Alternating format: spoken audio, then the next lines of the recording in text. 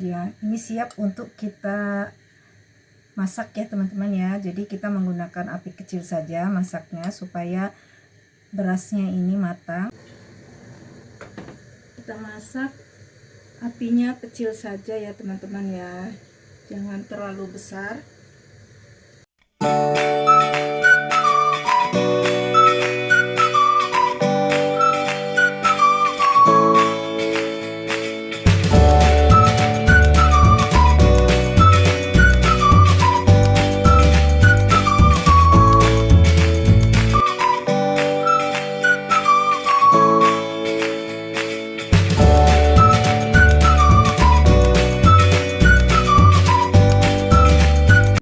Bahan-bahannya ada daun anggur sudah direbus ya, kita siram dengan air mendidih, kita diamkan beberapa menit sampai berubah warnanya.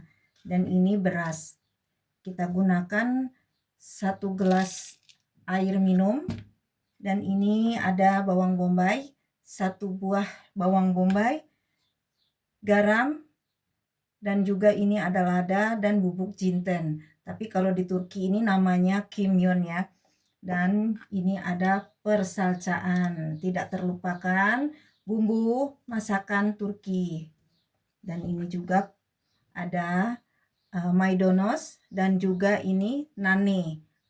Kalau di Indonesia namanya daun mint ya, terkenal dengan daun mint. Kalau di Turki namanya nane. Nah, sebelum kita mulai masaknya, Teteh mau pakai celemek dulu ya. Tadi Teteh lupa. Nah, ini ya, kita pakai celemek dulu supaya tidak mengotori baju ya teman-teman ya.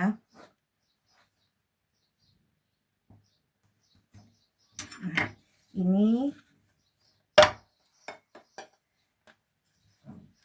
bawang bombaynya kita masukkan ke dalam beras.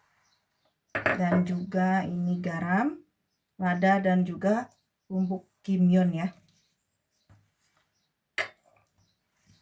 Kita beri sedikit salca. Kita aduk, kita beri air sedikit.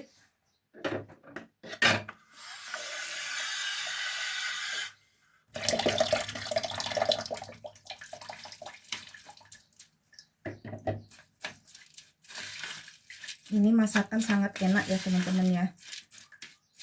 Dan juga mudah untuk membuatnya. Kita aduk sampai rata. Kemudian kita masukkan daun nane dan juga maydanoznya.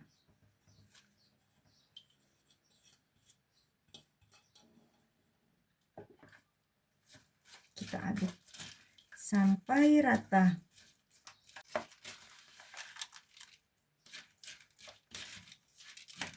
Ini sudah rata, nanti kita tuang sedikit minyak ya teman-teman ya.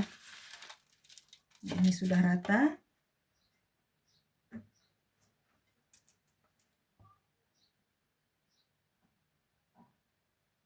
Satu sendok minyak sayur. Ini resep dari ibu mertua. Nah, ini sudah rata.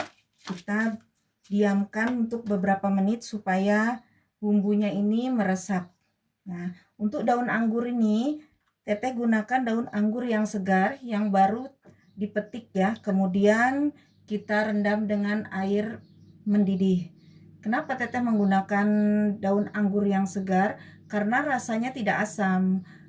Jika yang sudah difermentasi itu rasanya asam. Jadi untuk teman-teman yang tidak suka rasa asam, boleh pergunakan daun anggur yang masih segar, kemudian direndam dengan air mendidih.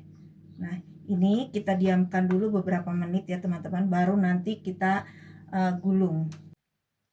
Sementara kita menunggu berasnya, bumbunya meresap, kita meracik untuk siramannya ya teman-teman ya. Tetap kita menggunakan salca. Kita tuang sedikit air. Nanti ini kuahnya kita masak dulu ya teman-teman ya. kita aduk sampai rata. Nanti kuahnya ini kita masak.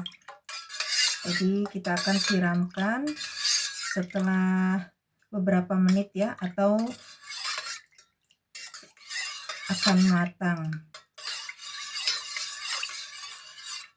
Untuk siramannya kita masak terlebih dahulu teman-teman, jadi supaya bumbunya ini, salcanya matang, jadi rasanya pun lebih enak kalau kita masak terlebih dahulu.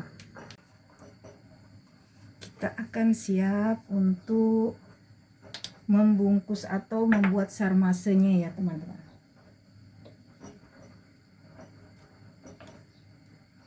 Seperti ini caranya.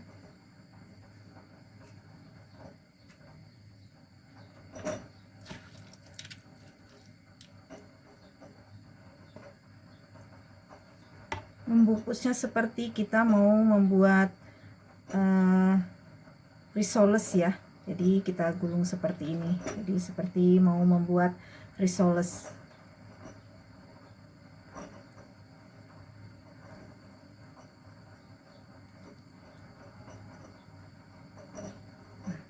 Hasilnya seperti ini teman-teman.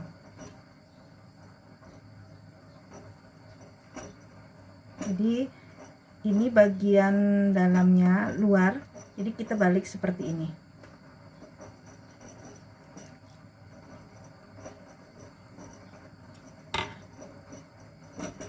Jadi sarmase ini adalah masakan yang istimewa ya, karena di hari-hari besar mereka wajib ada masakan ini, atau festival-festival Hari Raya Idul Fitri, Hari Raya Idul Adha, mereka wajib menyajikan sarmase.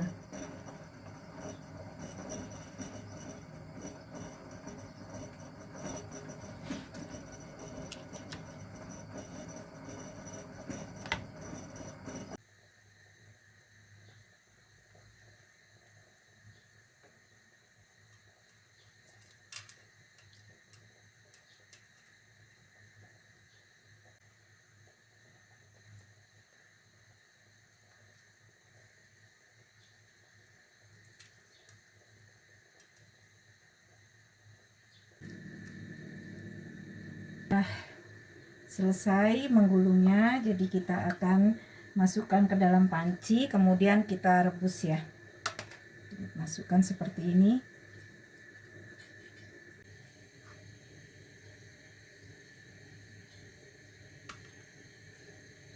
Nanti kita rebus sampai matang. Tapi sebelum kita angkat, kita siram dengan sausnya.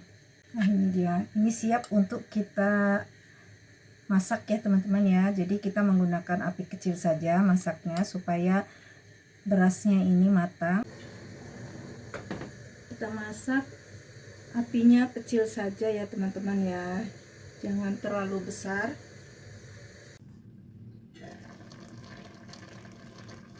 Ini sudah setengah matang ya teman-teman, jadi kita siram dengan kuahnya ini.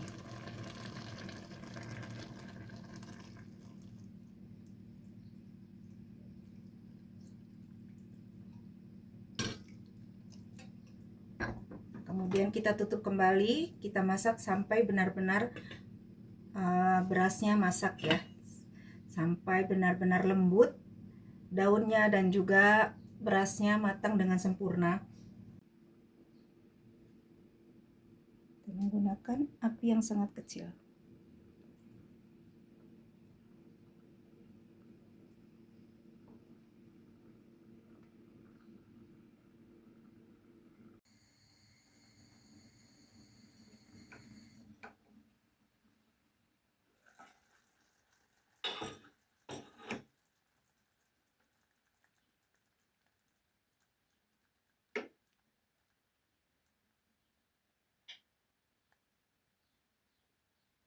Nah, hasilnya seperti ini teman-teman. Ini sudah matang dengan sempurna ya. Ini siap untuk dihidangkan. Rasanya juga enak.